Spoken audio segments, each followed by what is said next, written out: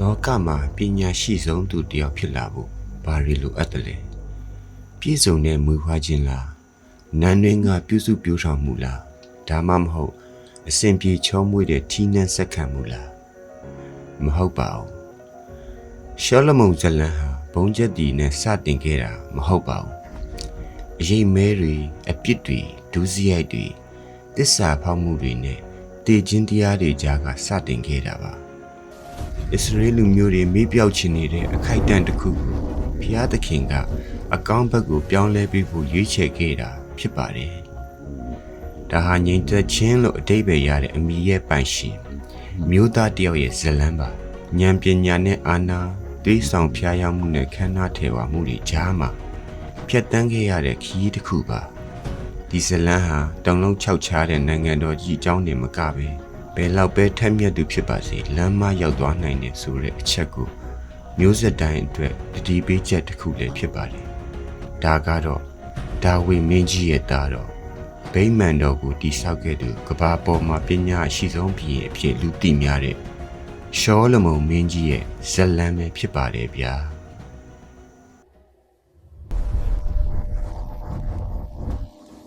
ဒါဝိမင်းကြီးဟာဟေတိလူမျိုးဥရိယရဲ့ဇနီး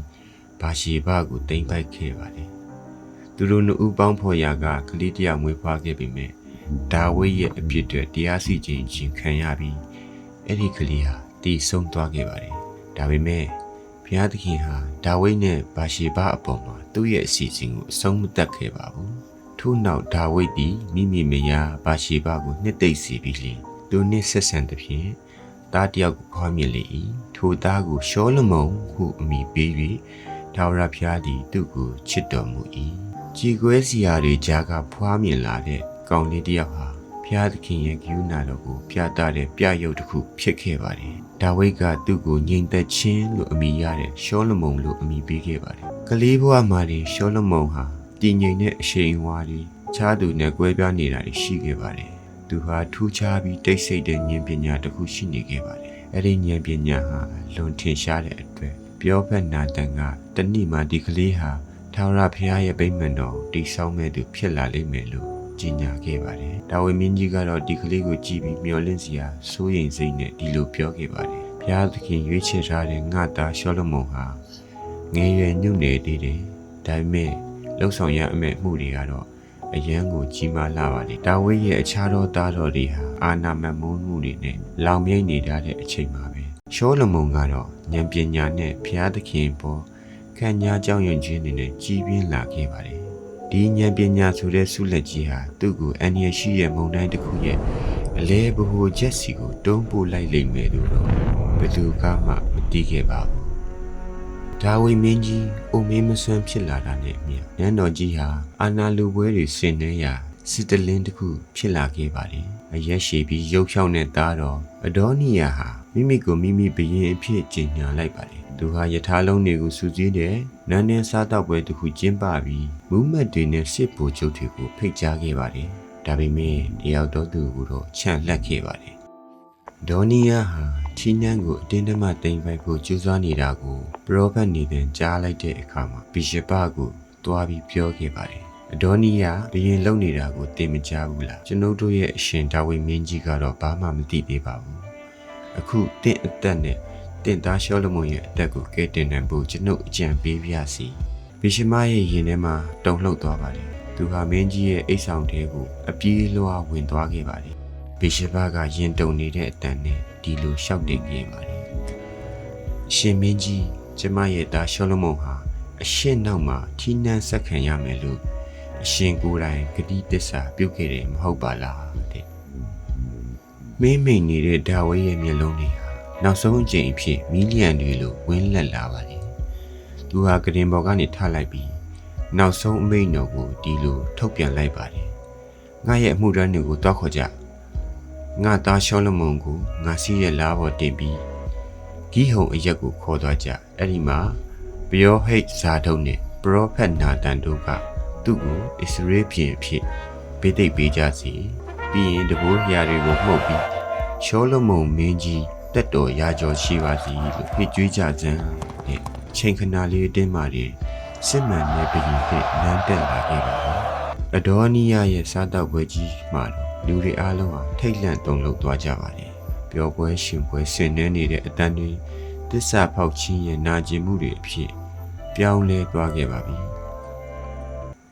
မတုံမလှုပ်ကြည်နေတဲ့တရားစီရင်မှုတွေနဲ့အတူရှောလမုန်ဟာသူ့ရဲ့အုပ်ချုပ်မှုကိုစတင်ခဲ့ပါတယ်သူဟာပုံကံမှုကိုထောက်ခံတဲ့ရစ်ပြောဟိတ်အပြာတာကိုယာဒုကနေဖယ်ရှားလိုက်ပါတယ်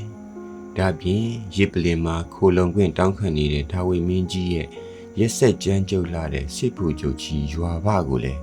ကွက်မြက်လိုက်ပါတယ်အတိတ်ကပုံကံမှုတွေကျူးလွန်ခဲ့တဲ့ရှိမီကိုလည်းချိန်ဆချက်တစ်ခုအောက်မှာထားရှိပြီးထိန်းချုပ်လိုက်ပါတယ်အစ္စရေးလူမျိုးတွေဟာဒီလူငယ်ဘုရင်လေးကိုကြည့်ပြီးဒီဒါဝိဒ်ရဲ့သားတော်ဟာမြင်ရတာတဲ့ပို့ပြီးအစွမ်းထက်ပါလားလို့တိုးတိုးတိတ်တိတ်ပြောဆိုခဲ့ကြပါတယ်ဒီလိုနဲ့နိုင်ငံတော်ကြီးဟာငြိမ်းချမ်းမှုတွေအောက်ကိုဦးတည်သွားပါတယ်ဒါပေမဲ့ရှောလမုန်ရဲ့ဘဝတစ်ခုလုံးကိုပြောင်းလဲသွားစေတဲ့နဲ့ခိုက်တန့်တစ်ခုကနောက်မှရောက်ရှိလို့လာပါတော့တယ်တညမှာတော့ရှောလမုန်ဟာရစ်ပလင်ကြီးကြီးရှိရာခီးပေါင်အရက်သို့ခီးထွက်ခဲ့ပါတယ်သူဟာအဲ့ဒီရစ်ပလင်ပေါ်မှာမိရှို့ရာရစ်အကောင်ကြီး1000ကိုပူဇော်ခဲ့ပါတယ်အဲ့ဒီနောက်တော့ကောင်းကင်ဘုံကပွင့်လာပြီးကောင်းကင်တမန်တွေဟာအလင်းနှန်းနေနဲ့ပြည့်ညတ်နေတဲ့အိမ်မက်တစ်ခုထဲမှာဘုရားသခင်ကပေါ်လာပြီးဒီလိုမိန့်ကြားခဲ့ပါတယ်ငါထံကဘာလို့ခြင်းလဲတောင်းလို့တဲ့ကောင်းကင်နဲ့မြေကြီးကိုဖန်ဆင်းရှင်ကလူငယ်လေးတစ်ယောက်ကိုသူ့လိုချင်ဆုံးစီရာကိုပေးမယ်လို့ကမ်းလှမ်းလိုက်တာပါရှောလမုန်အနေနဲ့စီးစိမ်ဥစ္စာတွေစစ်ပွဲတွေမှာအောင်နိုင်မှုတွေအသက်ရှည်ကျန်းမာမှုတွေဒါမှမဟုတ်ရန်သူအားလုံးကိုအပြည့်ရှင်းနိုင်ဖို့အတွက်တောင်းဆိုလို့ရပါတယ်ဒါပေမဲ့သူဟာနှိမ့်ချတဲ့အတန်နဲ့ဒီလိုဖြေကြားခဲ့ပါတယ်ကိုရောဤလူမျိုးတော်ကိုတရားစီရင်နိုင်ဖို့နဲ့အမှားအမှန်ကိုပိုင်းခြားသိမြင်နိုင်ဖို့အတွက်ကိုတော်ဤကျွန်ုပ်အားဉာဏ်ပညာရှိသောနှလုံးသားကိုပေးတော်မူပါတဲ့ဖျားသခင်ကလည်းသူ့ရဲ့တောင်းဆိုချက်တွေအပေါ်မှာအလွန်အားရကျေနပ်ခဲ့ပါတယ်ကြည့်ရှုလောငါသည်တင့်အားပညာရှိသောနှလုံးကိုပေးပြီးထို့ပြင်တင်မတောင်းဆိုတဲ့စီးစိမ်ဥစ္စာနဲ့ဘုံတည်ကိုလည်းငါပေးသနာတော်မူပြီးဟုမိန့်ကြားလိုက်ပါတယ်ရှောလမုန်နိုးလာတဲ့အခါမှာတော့ကဘာကြီးတစ်ခုလုံးပြောင်းလဲသွားသလိုခံစားလိုက်ရပါတယ်လေတုကလည်းရင်လိုမဟုတ်တော့သလိုသူ့နှလုံးသားကလည်းထူးခြားသွားခဲ့ပါပြီ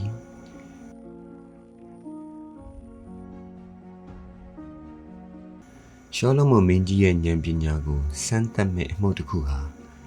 ရာစုနှစ်ပေါင်းများစွာတိုင်အောင်ဟိမ့်ထွက်သွားခဲ့ပါတယ်မျိုးသမီး2ယောက်ဟာဘုရင်ကြီးရှေ့ကိုရောက်လာပြီးကလေးတစ်ယောက်တည်းကိုပဲသူတို့ရဲ့သားပါဆိုပြီးဝိုင်းလူနေကြပါတယ်တက်သေးလည်းမရှိထောက်ထားလည်းမရှိမှန်တရားကိုသိနိုင်မဲ့နည်းလမ်းလည်းမရှိပါဘူးနန်းတွင်ကလူအလုံးဟာရင်တမမနဲ့စောင့်ကြည့်နေကြပါတယ်ဒီလောက်ခက်ခဲတဲ့အမှုကိုဘယ်လိုများဖြေရှင်းမလဲဆိုပြီးတော့ပေါ့အဲ့ဒီချိန်မှာပဲရှောလမုန်ကလူတိုင်းကိုတုံလုံးလျှောက်ချသွားစီမဲ့စကားတစ်ခုကိုပြောခဲ့ပါတယ်တက်ရှင်နေတဲ့ဒီကလေးကိုနှစ်ပိုင်းပိုင်းပြီးတယောက်တစ်ဝက်စီပေးလိုက်ကြစမ်းတဲ့အဲ့ဒီအခိုက်အတန့်မှာပဲမိခင်ရင်ကဘယ်သူလဲဆိုတာပေါ်လာခဲ့ပါတော့တယ်မျိုးသမီးတယောက်ကတော့မိကလေးရဲ့အသက်ကိုအသက်ချမ်းသာပေးဖို့အသေးအံငိုယူတောင်းပန်ပြီးနောက်တစ်ယောက်ကတော့ပိုင်းလိုက်ပါဆိုပြီးသဘောတူခဲ့ပါတယ်ရှောလမုန်ဟာလက်ကိုမြောက်ပြီးအမိန့်ချလိုက်ပါတယ်ကလေးကိုအသက်ချမ်းသာပေးဖို့တောင်းပန်တဲ့အမျိုးသမီးကိုပေးလိုက်ပါသူဟာမိခင်အရင်ပဲတဲ့ဒီတရားစီရင်ချက်ဟာအစ္စရေးနိုင်ငံလုံးကိုတောမီလိုပြန့်နှံ့သွားခဲ့ပါတယ်လူတွေသားလုံးဟာလည်းဒီဘီယံဟာတကယ်ကိုထူးခြားတဲ့ဉာဏ်ပညာရှိတာပဲလို့အောကြည်ညိုပြီးတိုးတိုးတိတ်တိတ်ပြောဆိုကြပါတော့တယ်ရှောလမုန်မင်းကြီးရဲ့အုပ်ချုပ်မှုအောက်မှာအစ္စရေးနိုင်ငံကြီးဟာအကြီးကျယ်ဆုံးသောရှေခေတ်ကိုရောက်ရှိလာခဲ့ပါတယ်နိုင်ငံရဲ့နယ်နိမိတ်တွေဟာအော်ဖရက်မြစ်ကနေအီဂျစ်ပြည်ထိကျယ်ပြန့်လာခဲ့ပြီး ဆယ်စုနှစ်ပေါင်းများစွာတိုင်အောင်ငြိမ်သက်အေးချမ်းမှုတွေလှမ်းမိုးခဲ့ပါတယ်။တိုင်ယာမြို့အာရပ်ပြည်အီဂျစ်ပြည်တို့နဲ့ကုန်သွယ်မှုတွေထွန်းကားခဲ့ပြီးယေရုရှလင်မြို့မှာဆိုရင်ငွေတွေဟာလမ်းဘေးမှာကြောက်ခဲတွေလိုပေါ်များလာပါတယ်။ပညာရှိတွေနဲ့စာရေးတော်တွေဟာနန်းတွေမှာပြည့်ညတ်နေပြီးရှောလမုန်ဟာတုတ်တန်ကျမ်းဒေသနာကျမ်းရှောလမုန်တခြင်းတို့ကိုရေးသားခဲ့ပါတယ်။ဒါပေမဲ့သူ့ရဲ့အကြီးကျယ်ဆုံးအောင်မြင်မှုကတော့သူ့အဖေဒါဝိမင်းကြီးရဲ့အိမ်မက်ဖြစ်တဲ့ဘုရားသခင်အတွက်အမြဲတမ်းနေထိုင်ရာဗိမာန်တော်ကြီးကိုတည်ဆောက်ပေးနိုင်ခဲ့ပါတယ်။ခုနှစ်နှစ်တိုင်တိုင်တနိုင်ငံလုံးအားသွန်ခွန်ဆိုင်ကြိုးပမ်းခဲ့ကြပါတယ်။တိုင်ယာမင်းကြီးဟိရန်ရဲ့အကူအညီနဲ့ရှောလမုန်ဟာရှီဟောင်းကဘာရဲ့အံ့ဖွယ်တစ်ခုဖြစ်မဲ့အဆောက်အုံကြီးကိုတည်ဆောက်ခဲ့ပါတယ်။အဲဒီဗိမာန်တော်ကြီးဟာထာဝရဘုရားရဲ့ဘုန်းချက်တည်ကိန်းဝေရာနေရာဖြစ်လာခဲ့ပါတယ်။လေဗနုန်တောင်ကအာရစ်တစ်သားတွေရွှေနဲ့ပြီးတဲ့နေရန်တွေ15ပြည်လောက်မြင့်တဲ့ခေရုဗိမ်ရုပ်တုတွေနဲ့အတူတန်ရှင်းဆုံးနေရာဗြိဉ္ဉ်တစ်တာတော်ကိုထားရှိခဲ့ပါတယ်။ဗိမာန်တော်ကိုအနံ့ပူဇော်တဲ့အခါမှာရှောလမုန်ဟာဆုတောင်းခဲ့ပါတယ်။လူအုပ်ကြီးတစ်ခုလုံးတိတ်ဆိတ်သွားခဲ့တဲ့အချိန်မှာအံ့ဖွယ်မှုဖြစ်ပျက်ခဲ့ပါတယ်။မိုးတိမ်တွေဆင်းသက်လာပြီးကောင်းကင်ကနေမီးကျလာပါတယ်။ဖျားသခင်ရဲ့ဘုန်းဒီတော်ဟာဗိမာန်တော်ထဲမှာဘလောက်တောင်အာပါတိယပြည့်နှက်သွားသလဲဆိုရင်ရေပြောဟိတ်တွေတောင်အထက်ကိုမဝင်နိုင်တော့ပါဘူး။လူအလုံးဟာမြေကြီးပေါ်မှာပြက်ဝက်ကိုးကွယ်ရင်းဖျားသခင်ကိုချီးမွမ်းကြပါတော့တယ်။အဲဒီနောက်မှာတော့တရင်ကြော်စောမှုဟာတဲကနာရတွေနဲ့ပင်လယ်တွေကိုဖျက်ပြီးပြည့်နှံ့သွားခဲ့ပါတယ်။ရှေဘဘီမှာရေရောက်ရှိလို့လာပါတယ်။သူဟာနေအောင်အောက်ကဝင်းလက်တောက်ပနေတဲ့တစ်ကလအုပ်ကြီးတွေအဖိုးတန်နန့်တာမျိုးတွေရွှေတွေနဲ့ကြောက်တံပရမများတွေကိုတည်ဆောင်ပြီးရောက်လာတာပါသူဟာရှောလမုန်ကိုခက်ခဲတဲ့မေးခွန်းတွေနဲ့စမ်းသပ်ဖို့ရောက်လာတာဖြစ်ပြီးရှောလမုန်ကတော့မေးသမျှမေးခွန်းတခေါမကြံဖြေဆိုနိုင်ခဲ့ပါတယ်ဘုရင်မကြီးဟာရှောလမုန်ရဲ့နန်းတော်ကြီးမူရန်တွေရဲ့စနစ်ကျမှုပူဇော်တဲ့ရစ်တွေနဲ့သူ့ရဲ့ဉာဏ်ပညာကိုမြင်လိုက်တဲ့အခါမှာသူဟာအံ့ဩလွန်းလို့အသက်ရှူဖို့တောင်မေ့သွားခဲ့ပါတယ်ရှောလမုန်ရဲ့ချမ်းသာကြွယ်ဝမှုကလည်းတကယ့်ကိုတုန်လှုပ်စရာကောင်းပါတယ်သူဟာတစ်နှစ်ကို666တဲလင်းထိရရှိခဲ့ပြီးရှေ့ထားလုံး1400ကျော်နဲ့မြင်းစည်းသူရဲ့12000ကျော်ကိုပိုင်ဆိုင်ထားပါတယ်ဒါဟာရှောလမုန်မင်းကြီးရဲ့ဘုံကျက်တီအမြင့်ဆုံးအချိန်ပါပဲဒါဟာရှောလမုန်ရဲ့တကူအထွတ်ထိပ်ရောက်နေတဲ့အချိန်ပဲဖြစ်ပါတယ်ဗျာသူဟာအမခန်းပညာတွေရှိခဲ့ပေမဲ့ရှောလမုန်ရဲ့နှလုံးသားဟာတဖြည်းဖြည်းနဲ့လမ်းလွဲလာခဲ့ပါတယ်သူဟာတပါးမျိုးသားရုပ်ထုကိုယ်ွယ်တဲ့တိုင်းပြည်တွေကနေ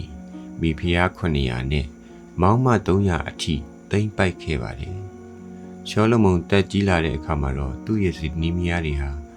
သူ့ရဲ့စိတ်နှလုံးကိုတခြားသောဖျားရုပ်ထုတွေနောက်ပါသွားအောင်သွေးဆောင်ဖျားယောင်းခဲ့ကြပါတယ်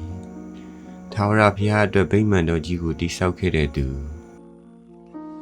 ယေရှုလင်မြို့ရဲ့တောင်ကုန်းတွေပေါ်မှာရုပ်ထုတွေအတွက်ရစ်ပလင်တွေကိုပြန်လည်တည်ဆောက်ခဲ့ပါတယ်။ဘုရားသခင်ကသူ့ကိုတတိပေးခဲ့ပါတယ်။ဒီအပြစ်ကြောင့်ပဲနိုင်ငံတော်ကြီးဟာနှစ်ချမ်းကွဲသွားခဲ့ရပါလိမ့်မယ်။ဒါဟာရှောလမုန်ရဲ့လက်ထက်မှာမဟုတ်ဘဲသူ့ရဲ့သားတော်လက်ထက်မှာဖြစ်ပျက်လာမှာပါ။ရှောလမုန်ရဲ့ရန်သူတွေဟာတယောက်ပြီးတယောက်ပေါ်ထွက်လာခဲ့ပါတယ်။အေဒုံလူမျိုးဟာဒက်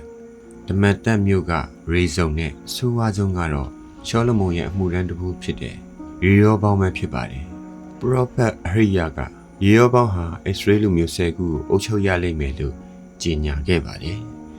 တတိပေးချက်တွေကတော့ရှင်းလင်းနေပါပြီ။တရားစီရင်ခြင်းတွေကလည်းရောက်ရှိလို့လာပါပြီ။ရှောလမုန်နန်းတက်ခါစားကရရှိခဲ့တဲ့ငြိမ်သက်ခြင်းတွေဟာစတင်ပြီးပျက်စီးယိုယွင်းလာခဲ့ပါတယ်။တောက်ပတဲ့ရွှေရောင်နိုင်ငံတော်ကြီးဟာအကွဲချောင်းတွေထင်နေပါပြီဗျာ။နှစ်တွေကုန်ဆုံးလာတာနဲ့အမျှ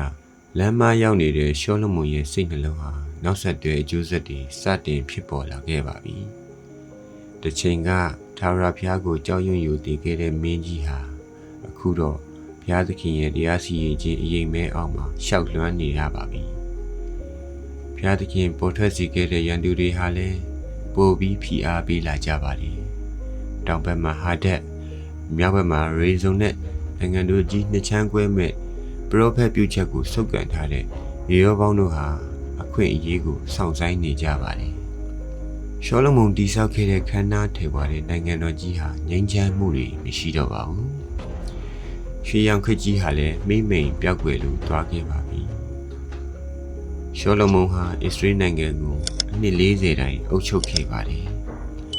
ဉာဏ်ပညာနဲ့ဘုံချက်တွေပြည့်နှက်နေတဲ့အနှစ်40သက်တမ်းဟာကုန်ဆုံးသွားခဲ့ပါပြီ